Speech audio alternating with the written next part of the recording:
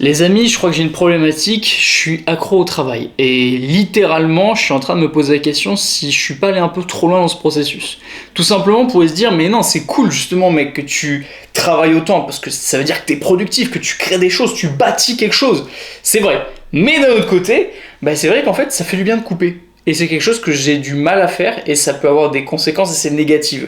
Je vais te parler un petit peu de tout ça, le but justement, c'est d'utiliser ce format de chaîne secondaire pour te parler un peu à cœur ouvert, ne pas me limiter, vraiment parler comme je parlerais à un pote, et je vais te retranscrire un petit peu comment moi je vis le fait d'être tombé amoureux du travail, mais peut-être même un peu trop. Est-ce que ce serait une relation toxique? Je ne sais pas. Parce que c'est vrai que c'est quelque chose que j'ai cultivé, j'ai pas toujours été comme ça, mais est-ce que je suis pas allé un peu trop loin dans la culture? Parce que pour t'expliquer un petit peu ce que je fais dans la vie, moi je suis créateur de contenu, donc créateur de vidéos et coach sportif. Donc j'ai une double casquette.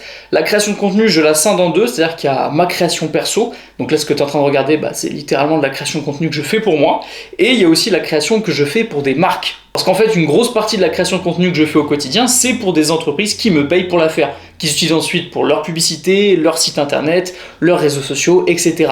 Et donc dans mon quotidien, j'ai une deuxième activité qui est celle du coaching sportif en distanciel. C'est-à-dire que moi, je travaille avec des gens qui souhaitent progresser physiquement et en termes de performance, et je les accompagne tout au long du processus. Et en fait, ces deux métiers qui sont vraiment géniaux, qui sont interconnectés, parce que ma création de contenu perso me sert du coup à trouver des clients pour le coaching, etc. Et mon rôle de coach fait que certaines marques ont envie de bosser avec moi parce qu'ils proposent des services ou des produits qui sont en rapport avec le monde sportif. Donc en fait, tout est cohérent et tout fait sens. Et c'est peut-être là le problème. En vrai, c'est une grosse chance d'avoir un métier qui fait sens parce qu'en fait, t'as pas l'impression de bosser. C'est un peu à double tranchant, mais c'est-à-dire que tous les matins, je me réveille, je suis content parce que je bosse en plus depuis chez moi, donc ça c'est, on va pas se le cacher, un immense luxe. Alors aussi un petit paradoxe de du coup comme t'es chez toi, est-ce que du coup ton chez toi ça devient ton lieu de boulot ou est-ce que ton lieu de boulot devient ton chez toi? Je sais pas si tu m'as compris. Mais dans l'idée c'est vrai qu'en fait comme je peux bosser depuis chez moi, dès que je suis chez moi je peux bosser. C'est-à-dire que même quand ma chérie est là, eh bien je peux sortir mon PC alors qu'on n'avait rien prévu, tu vois, qu'on aurait pu passer une soirée tranquille. Et je vais, alors vraiment c'est en mode pilote automatique, frénétiquement, traiter mes mails, mes retours clients, etc. Et je vais continuer à bosser un peu. Sauf que, comme je te l'ai dit, comme ça fait sens, j'ai pas l'impression de bosser. J'ai pas l'impression de m'infliger quelque chose. Parce que moi j'ai déjà bossé dans des entreprises en physique, donc notamment que ce soit dans la restauration, j'ai fait aussi du supermarché, donc notamment comment on appelle ça, putain, faire de la caisse et tout ce qui est mis en rayon. Et puis j'ai également bossé en salle de sport en tant que coach sportif sur place. Et j'ai oublié de te dire, j'ai aussi bossé tout un été en usine. Sacrée expérience professionnelle. Ça c'était dur, mais en vrai ça m'a forgé. Je t'en parlerai peut-être une prochaine fois si jamais le sujet s'y prête. Dans l'idée, j'ai connu en fait des boulots dans lesquels je m'ennuyais. C'est-à-dire que, tu sais, quand tu commences un job, t'as toujours les premiers jours où t'es en mode putain c'est trop cool, c'est de nouvelles choses, de nouvelles compétences, de nouvelles personnes, et au bout d'un certain temps, t'as une routine qui s'installe, et tu commences en fait à avoir des journées qui se ressemblent. Et des journées qui se ressemblent où tu te vois pas entre guillemets progresser, et tu vois que tu es qu'un seul maillon d'une chaîne, ça me convient pas trop. Depuis que je suis à mon compte, en fait, je fais tout de A à Z et c'est ultra plaisant parce que tu comprends en fait que tes actions ont des répercussions. Et en plus, tu vois les résultats, notamment moi qui travaille dans un service, je vois les résultats sur mes clients, sur mes coachés. Et quand tu vois que tu répands du positif à travers ton métier, tu fais, mais en fait, la vie est incroyable. Enfin, c'est trop bien, c'est tellement gratifiant. Moi, je te jure, les moments les plus gratifiants de ma vie, c'est quand je suis en appel bilan avec mes clients. Ça fait 90 jours qu'on a bossé ensemble et on fait toute une conclusion un petit peu de tout ce qui s'est passé. Et quand ils me disent, écoute, ça s'est passé comme ça, comme ça, comme ça, j'ai eu tel résultat, moi je suis en mode, mais en fait, mon métier est génial. C'est trop bien, j'aide les gens. Et donc, en fait, ça fait tellement sens que j'arrive pas à m'arrêter. C'est vraiment un super pouvoir de fou, hein. C'est-à-dire que moi je suis heureux, c'est une phrase que je dis tout le temps, parce que c'est le cas, la vie est belle. C'est-à-dire que cette vie-là, la vie que je vis actuellement, je me la suis bâtie de A à Z, donc je me remercie moi, mais je remercie aussi un petit peu l'univers, toutes les opportunités, les chances qui ont pu arriver sur mon chemin. Je les ai saisies, je les ai attrapées certes, mais je suis très très reconnaissant, et un gros travail que je fais, c'est surtout de continuer à être reconnaissant et de ne pas prendre les choses pour acquis. Parce qu'on a quand même, nous les humains, on va dire, la mauvaise habitude plus exactement, de prendre les choses pour acquis très rapidement une fois qu'on les a. T'as un nouvel iPhone, au début t'es comme un fou et tout, et au bout de quelques jours, en fait ça te fait plus rien. Alors, pour du matériel, c'est sûr que c'est normal que ça passe assez vite, mais en fait, pour des petites choses du quotidien, mais des petites choses qui sont essentielles, par exemple être en bonne santé, putain, mais en fait, tous les matins, si t'es en bonne santé, on devrait se lever et se dire, mais je suis en bonne santé. C'est incroyable en vrai. Il y a des gens qui perdent la santé. Quand toi, tu te blesses et que tu perds de la mobilité, tu te dis, putain, qu'est-ce qu'elle était belle la vie où je pouvais marcher. Et le jour où tu remarches, tu te dis, ok, c'est incroyable. Mais le surlendemain, t'oublies. Donc ça, la gratitude, essaye vraiment de, je pense, l'implémenter dans ta façon de penser. En fait, la vie est plus belle parce que tu te rappelles que t'as de quoi être heureux. Et des fois, on oublie qu'on a des trucs de fou et que putain, en fait, juste d'y penser, on peut se dire, mais en fait, la vie, elle est incroyable, merci. Donc voilà un petit peu, je suis dans un métier qui me plaît, que je surkiffe, mais du coup, j'arrive pas à m'arrêter de bosser. Parce que aussi, la situation que j'ai actuellement, elle te paraît très belle et tout, mais il y a eu un gros travail en amont. Très sincèrement, et là je prends un ton un petit peu plus sérieux pour te le dire, parce que c'est sérieux ce que je te dis, j'ai sacrifié pratiquement 3 ans de ma vie avant.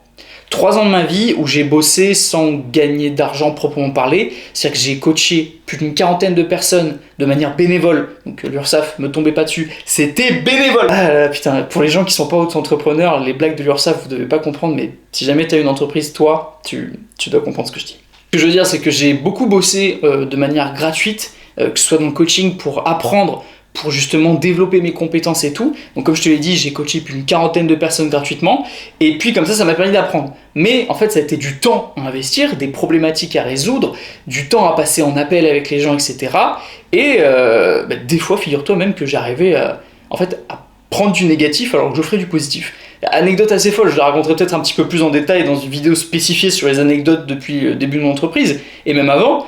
Mais j'ai une personne, je lui ai offert un coaching, je la connaissais pas, c'était une pote elle qui m'avait recommandé, et on fait un coaching pendant 3-4 mois, tu vois. Elle a ses premiers résultats, tout ça, et moi tous les jeudis, c'était un jeudi à l'époque, je faisais un petit message pour savoir comment se passait la semaine, savoir si voilà, il y avait des questions, des problèmes à résoudre dans le programme et tout.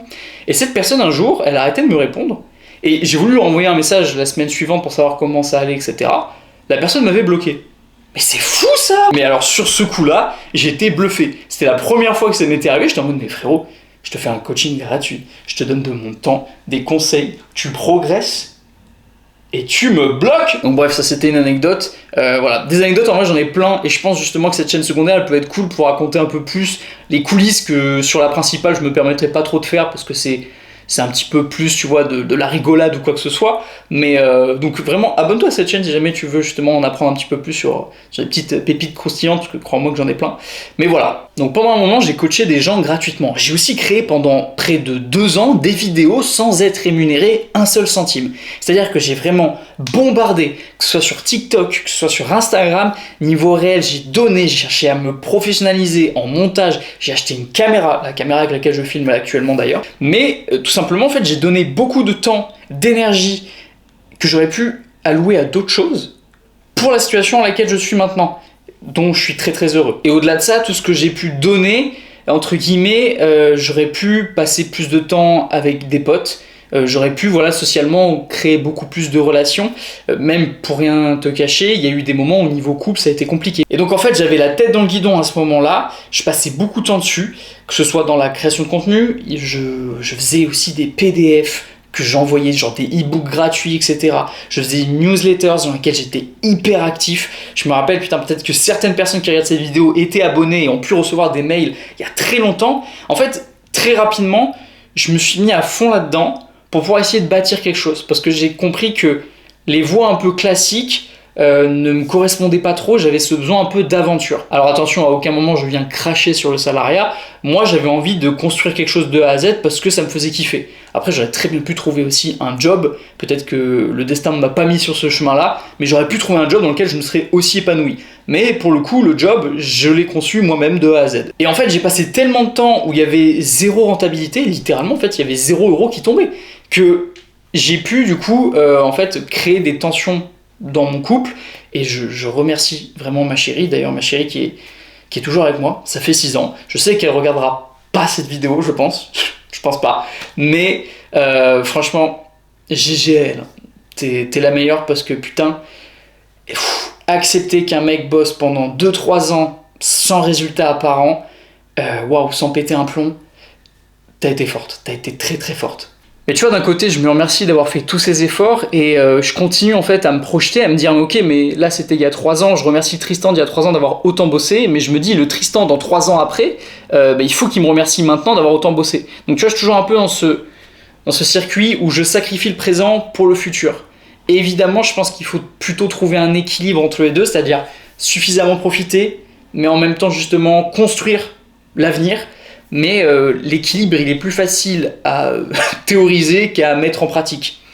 C'est vrai que j'ai du mal à couper, et en fait, quand j'ai fini de bosser, c'est très rare, mais quand ça arrive, je ressens comme un vide. Quand j'ai fini de bosser, c'est-à-dire vraiment toutes les vidéos que j'avais à faire pour des marques sont faites. Tout ce qui est côté coaching, donc les mises à jour de programmes sportifs, nutritionnels, les appels clients, quand tout est fait, que ma création de contenu perso est finie, c'est-à-dire ce que j'avais prévu pour ma création de contenu à moi est fait, quand le ménage est fait, quand j'ai rangé mes affaires, quand tout est nickel, eh ben ça me fait bizarre. Et des fois, ça peut m'arriver, je suis là, je regarde autour de moi, je fais putain, j'ai du temps. J'ai du temps et ça fait bizarre. Et donc cette sensation, elle me fait très bizarre, et tu sais, quand je vais m'adonner à un loisir pendant un petit moment, par exemple, imaginons que je vais allumer la Switch et jouer à FIFA, ouais, je joue à FIFA sur Switch, t'as le droit de m'insulter en commentaire. Je vais kiffer pendant un petit moment, mais très rapidement, il va y avoir une forme de culpabilité qui va arriver derrière. Comme si j'étais en train de gâcher du temps. Pareil, j'ai cette sensation souvent, en fait, un peu en été, tu vois, quand il fait beau dehors et que je sors pas, entre guillemets, que je profite pas de la météo de l'extérieur, j'ai l'impression de perdre du temps. Imaginons, je regarde une vidéo YouTube parce que voilà, j'ai bossé toute la journée, j'ai le droit, je me permets, tu vois. Je veux me regarder une petite vidéo YouTube tranquille et je vois qu'il fait encore beau dehors, et là j'ai une sensation en mode putain, t'es en train de gâcher un moment. Et cette sensation, elle est très particulière parce qu'en fait, j'ai l'impression que mon cerveau a fait une connexion qui ne défera plus jamais entre la productivité et le temps. C'est-à-dire que le temps que j'ai à ma disposition, il doit être productif. Je dois faire quelque chose qui va avoir un impact positif. Ça peut être du sport, ça peut être voilà, prendre le temps, on va dire, d'aller marcher, faire un footing, quoi que ce soit. Ça peut être bosser, ça peut être lire. Mais si jamais je fais pas une de ces choses-ci, que je fais quelque chose qui n'a pas de réelle plus-value, d'effet cumulé, ben, je culpabilise presque. Et c'est compliqué de partir en vacances avec moi, pour être totalement sincère et ne pas me cacher. Voilà, c'est compliqué de partir en vacances avec moi parce que je vais toujours avoir mon PC proche de moi, je vais toujours checker, répondre à mes clients dans l'heure parfois, alors que je suis en vacances, tu vois. Ça, c'est un vrai truc qu'il faut que je travaille. Je pense que ça arrivera avec le temps. C'est-à-dire que plus tu en prends conscience en général, ou plus tu arrives à décrocher un peu. Mais c'est quelque chose qui est assez particulier, parce que putain, en fait, je kiffe mon job. Je kiffe ce que je fais, donc entre guillemets, quand je travaille, je kiffe. J'ai pas l'impression de bosser, parce que je fais quelque chose, comme je te le disais, qui a du sens pour moi.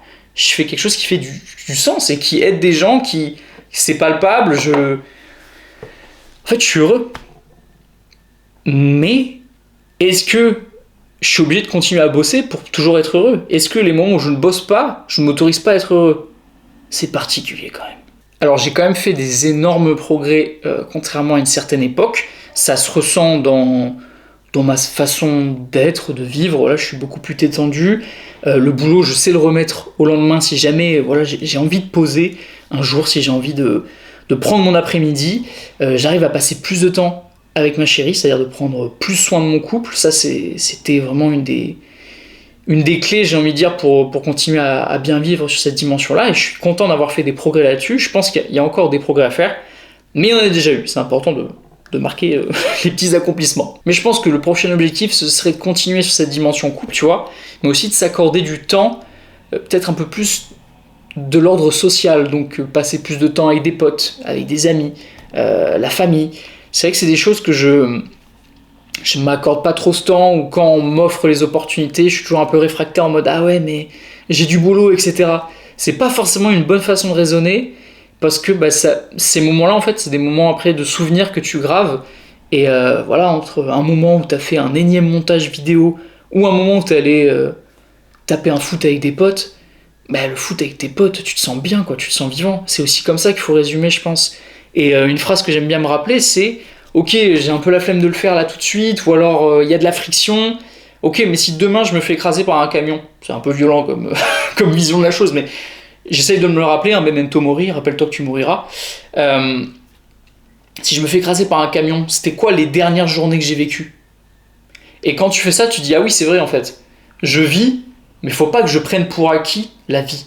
On en revient un peu à la notion de gratitude. Putain, je suis fort, j'arrive à faire des liaisons dans mes propos. Yes! Non, mais tu vois, on prend pour acquis la vie, mais en vrai, frérot, ça peut s'arrêter demain. Je te le souhaite pas, hein, je te le souhaite pas, attention. Mais ça peut littéralement s'arrêter demain. Donc c'est important que les journées que tu vis actuellement te plaisent et que tu puisses te dire, bah écoute, oui, effectivement, si demain la lumière doit s'éteindre, de manière un peu plus poétique de le dire, eh bien je serai heureux du chemin parcouru et surtout des dernières étapes, et j'ai fait les choses que je devais faire. C'est important, je pense, de se rappeler ça.